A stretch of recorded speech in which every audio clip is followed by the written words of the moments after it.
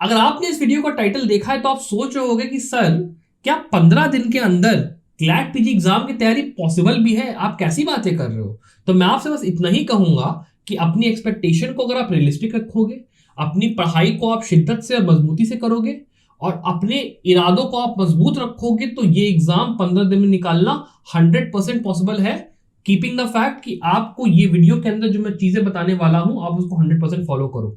तो बिना देर की हम लोग वीडियो को शुरू करते हैं और ये बात करते हैं कि 15 दिन के अंदर अगर आपने फ्रॉम स्क्रैच आज से पढ़ाई शुरू करी तो कैसे आपको क्लैट पीजी का एग्जाम निकालना है, और अगर आप रिवीजन में भी हो, अगर आप पहले से तैयारी कर रहे हो तो आपको कौन कौन सी चीजों का ध्यान देना है, कैसे कैसे आपको तैयारी करनी है, सारी बातें हम लोग इस वीडियो में करेंगे। और साथ ही में अगर आपने हमारा टेलीग्राम ग्रुप ज्वाइन नहीं करा है तो वो जरूर से ज्वाइन करिए, बिकॉज हम लोग वहां पर रोज आपके लिए इंपॉर्टेंट अपडेट्स और क्वेश्चंस को पोस्ट करते हैं, वो आपको बहुत ज्यादा बेनिफिशियल होगा। अब बात करते हैं सबसे पहले कि आपको इस एग्जाम के लिए जो पहली चीज मैं हमेशा बोलता हूं कि बहुत ज्यादा हाई स्कोर करने की जरूरत तो नहीं है, लेकिन अब हम लोग बात करते हैं रियलिटी की। आपकी जो एक्सपेक्टेशंस है उनको आपको कैसे यहां पर इन चेक रखना है। देखिए, अगर आप बात करते हो पीएसयूज की, ठीक है, आप कहते हो 85 के ऊपर मुझे मार्क्स चाहिए, मुझे पीएसयू के लिए सिलेक्शन चाहिए, तो आपका ऑब्वियस सी बात है कि आप पहले से कहीं पे प्री का या मेंस एग्जाम दे चुके हो, आप कॉन्फिडेंट हो कि हाँ मेरा फाउंडेशनल अच्छा है, मैं केस लॉस पढ़ूंगा, मेरा काम हो जाएगा। तो 15 दिन के हिसाब से ये काम बहुत ज़्यादा डिफिकल्ट है। इवन अगर आपने कर भी लिया है इतनी पढ़ाई, आपके लिए डिफिकल्ट होने वाला है। 15 दिन is not enough time for PSU level preparation for the CLAT PG exam, ये पहली बात है। दूसरी बात करता हूँ, अगर आप बात करते हो टॉप 5 कॉलेज के लिए, ठीक, यहाँ पे आप उम्मीद करके चल रहे हो कि मुझे एनएलयू जोधपुर या फिर एनएलयू कोलकाता यहाँ पे कुछ मिल जाए यहाँ तक, या फिर उसके नीचे भी मान लो टीयर 2 के कॉलेज भी मिल जाए, तो यहाँ पे मैं आपसे कहूंगा कि आपका जो चांसेस है वो यहाँ पे 50-50 है। ठीक है, हो सकता है यहाँ पे आपको मिल जाए, और अगर ये नहीं भी मिलेगा तो भी आपको जो टीयर 2 के कॉलेजेस हैं, ठीक है, वो आपको आराम से अपने मिल जाएंगे। मतलब मैं हिदायतुल्ला की बात कर रहा हूँ, मैं पंजाब की बात कर रहा हूँ, वो सब आपको अभी भी यहाँ पे मिल सकते हैं। ठीक है, फिर मैं बात करता हूँ जैग एंट्री के लिए। तो जैग एंट्री के लिए आप ये मान के चलो कि आपको वैसे भी जरा पढ़ाई करने की जरूरत थी नहीं फ्रॉम द गेट गो। तो यहाँ पे जो मैं वीडियो में बातें बताऊंगा उनको आप आराम से फॉलो करो, आप निकाल लोगे क्लैट एग्जाम को, कोई बड़ी बात यहाँ पे नहीं है। पहली बात तो हो गया एक्सपेक्टेशन की। अब बात करते हैं कि सब्जेक्ट वाइज और डे वाइज आपको प्रिपरेशन अपनी करनी कैसे है। ठीक है, तो सबसे पहली चीज आप ये समझो कि आपका जो फाउंडेशनल सब्जेक्ट्स है वो आपके लिए सबसे ज्यादा इंपॉर्टेंट है। अगर आप फाउंडेशन की बात कर रहे हो तो ना सिर्फ आप बात कर रहे हो रिवीजन की जो आपने अब तक पढ़ा है अपने 5 या 30 साल में, उसके अलावा भी अगर मान लो फ्रॉम स्क्रैच कोई नया कंसेप्ट भी पढ़ोगे तो आपको उसकी अंडरस्टैंडिंग और जो केस लॉज हैं उनको आपको पढ़ने के लिए कम से कम 1 हफ्ते का टाइम पूरा यहाँ पे प्रॉपरली देना पड़ेगा 15 दिन के अंदर भी। That is very very important. और उसके बाद जो बचा हुआ समय है वो आपके मॉक पेपर्स पे और रिवीजन पे होगा। वो कैसे होगा वो भी मैं आपको वीडियो में आगे बताने वाला हूँ।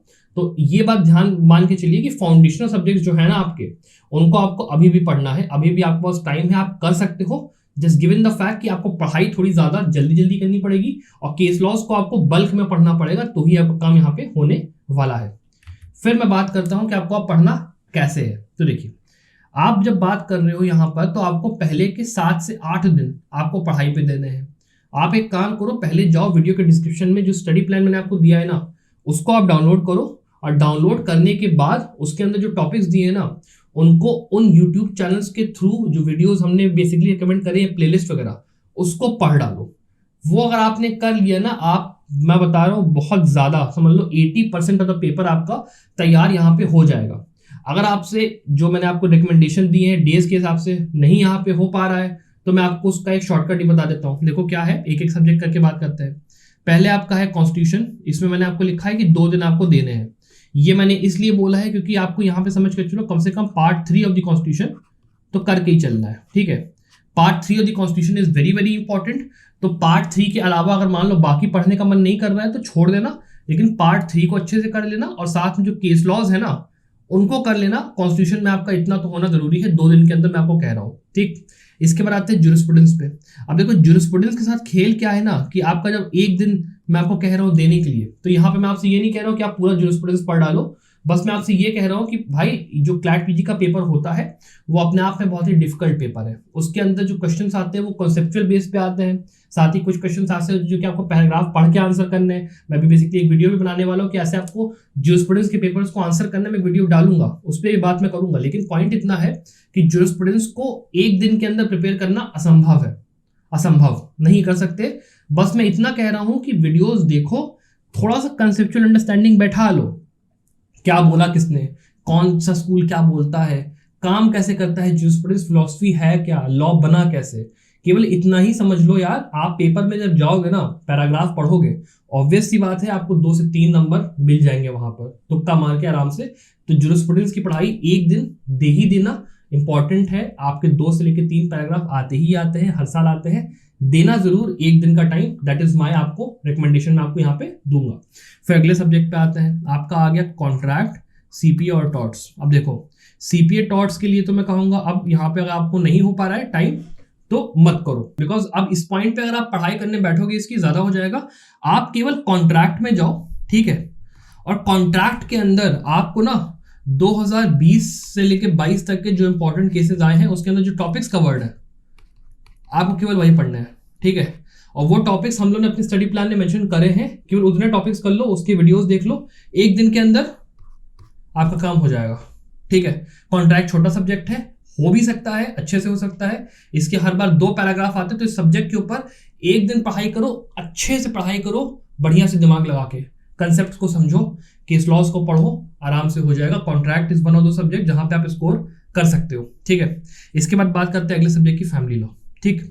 अब जब हम लोग फैमिली लॉ की बात कर रहे हैं तो देखो यार, फैमिली लॉ के अंदर प्रॉब्लम क्या है ना, बेयर एक्ट्स इसमें बहुत सारी है, ठीक है, और कॉन्सेप्ट्स इतने होते हैं कि पढ़ने में टाइम बहुत लगता है। तो मैं आपको ये रिकमेंड करूंगा कि आप जो सबसे 4 इंपॉर्टेंट बेयर एक्ट्स है ना, आपकी समझ लो, हिंदू सक्सेशन एक्ट, ठीक है, अडॉप्शन एंड गार्जियनशिप एक्ट, ठीक है, उसके बाद आपका माइनॉरिटी वाला जो एक्ट है वो, और आपका हिंदू मैरिज एक्ट। ये जो 4 बेयर एक्ट्स है इनको कायदे से अपना कर लो, इंपॉर्टेंट कंसेप्ट्स इसमें कर लो। हम लोगों ने बेसिकली टॉपिक्स भी जो इंपॉर्टेंट है वो दिए हुए हैं, और वीडियोस के थ्रू करना, और ज्यादा उन वाले जो टॉपिक्स होते हैं जिसमें कि आपका निकाला जाता है कि ये आपका लाइंस ऑफ सक्सेशन है, ये ऐसा है, वो वैसा है, वो वाले पे मत जाना। यहाँ पे मैथमेटिक्स क्लैट नहीं पूछता, यहाँ पे जो क्लैट है वो केस लॉ के बेसिस पे सवाल पूछता है।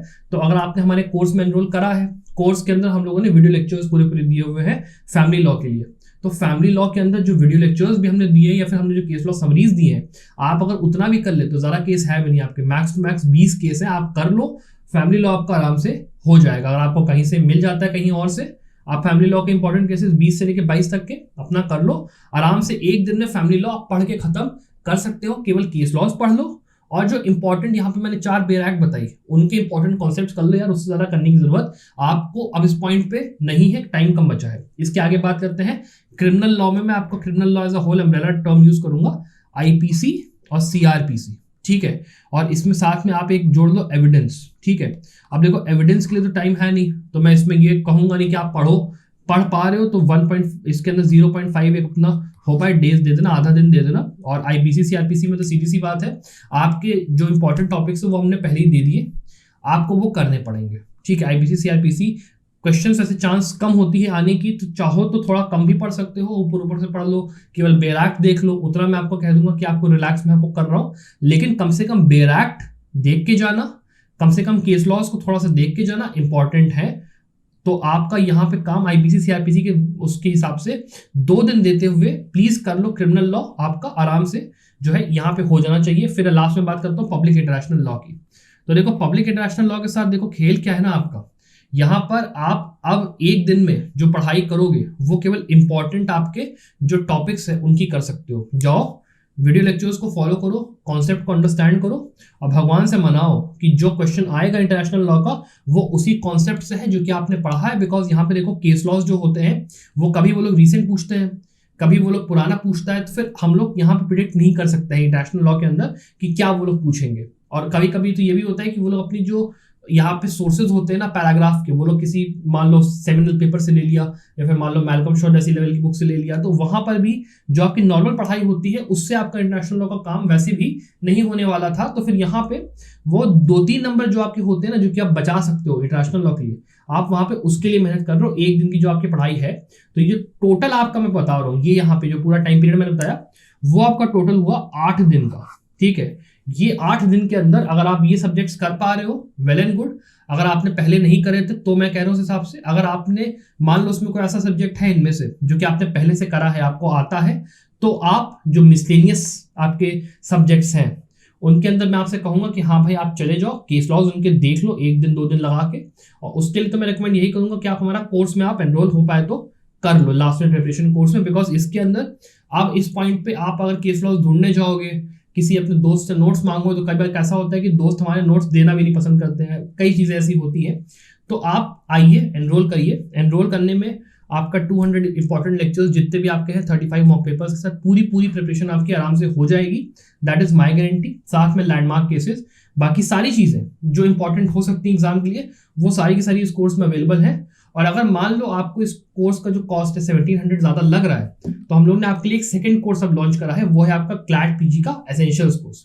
अब ये जो एसेंशियल्स कोर्स है, इसके अंदर हम लोग ने 200 जो इंपॉर्टेंट केस लॉज है वो, 40 आपके जो landmark important case law summaries है वो, आपके जो पुराने केसेस हैं कॉन्स्टिट्यूशनल लॉ के वो, और आपके 10 मॉक पेपर्स जो कि बिल्कुल एसेंशियल है, आप समझ लो बिल्कुल एसेंशियल यहाँ पे पॉइंट है क्लैट पीजी के एग्जाम के पर्सपेक्टिव से, वो हमने यहाँ पे ऐड कर दिया है। तो अगर आपको वहां पे भी एनरोल करना है आप कर सकते हो। इसकी जो कॉस्ट है ना, वो भी हम लोगों ने 1000 रुपए से कम की रखी है, ताकि आपको ऐसा भी ना लगे कि मैं बहुत ज्यादा पैसे इन्वेस्ट कर रहा हूँ, और क्लैट पीजी एग्जाम के लिए वैसे मैंने 4000 रुपए भरे थे तो मैं और इन्वेस्ट नहीं करना चाहता हूँ। हम लोगों ने कोशिश करी है कॉस्ट को हम लोग कम रखें 15 दिन के हिसाब से।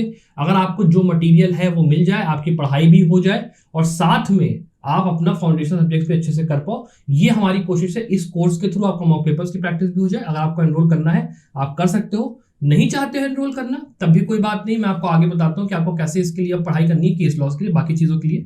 तो मैं अगर बात करूँ तो देखो, केस लॉस के अंदर सबसे पहले आपके इंपॉर्टेंट लैंडमार्क केसेस 2017 से लेकर 2022 के पढ़ना इंपेरेटिव है, बहुत ज्यादा इंपॉर्टेंट है लैंडमार्क केसेस को पढ़ना।